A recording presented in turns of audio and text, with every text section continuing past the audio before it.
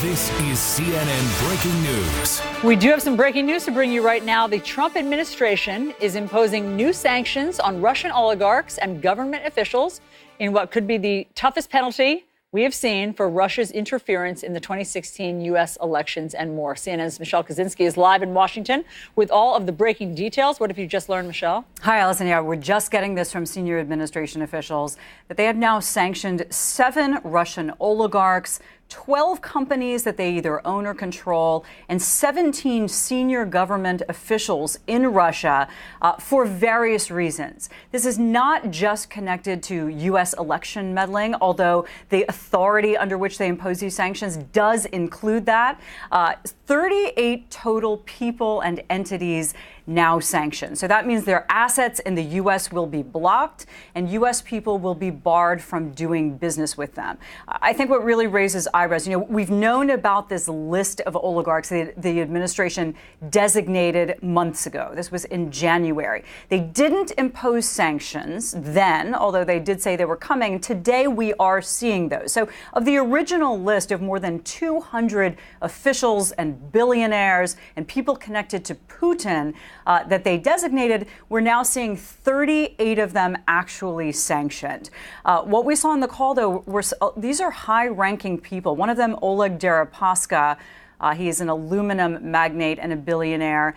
He's connected to former Trump campaign chairman Paul Manafort, and his partner, Rick Gates, both of whom were indicted in the Mueller probe, looking into potential collusion of the Trump campaign with Russia. So the fact that he has been singled out and now sanctioned shows that, we don't know the exact reason why he in particular would be, but the administration officials listed, the expanse basically of Russian activity in the world, including connections to Syria, including benefiting from corruption in Russia. A number of these people are also connected to high-level oil and gas companies there. So this shows the administration is serious about targeting at least some of the people that are high-ranking in Russia and some of the people that are connected to Russian President Vladimir Putin.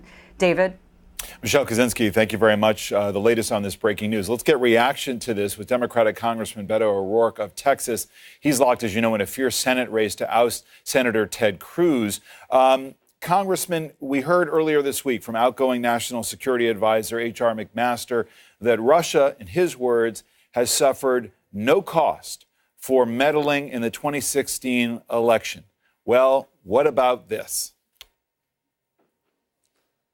There hasn't been any real deterrence provided by this administration or this country to stop Russia from continuing to meddle in our elections as we go into, in just a little more than 7 months, another important national election in this country. We will be selecting our senators and our U.S. representatives in every state of the union. So this is important. And I think these sanctions are a step in the right direction, but there has to be a lot more. And there has to be accountability for Russia's involvement in 2016, and we've got to stop them from getting involved in 18, 20, and those elections going forward. Fair enough in terms of future deterrence, but I do think it's fair to point out that critics of the president say, oh, you know what, he doesn't take on Putin, that there's no cost for any of this, and now he levies very serious sanctions against people who are close to Putin, who are high-ranking businessmen in Russia, after expelling Russian diplomats for the country. Does the administration not deserve credit for doing what critics like you and others have called on him to do?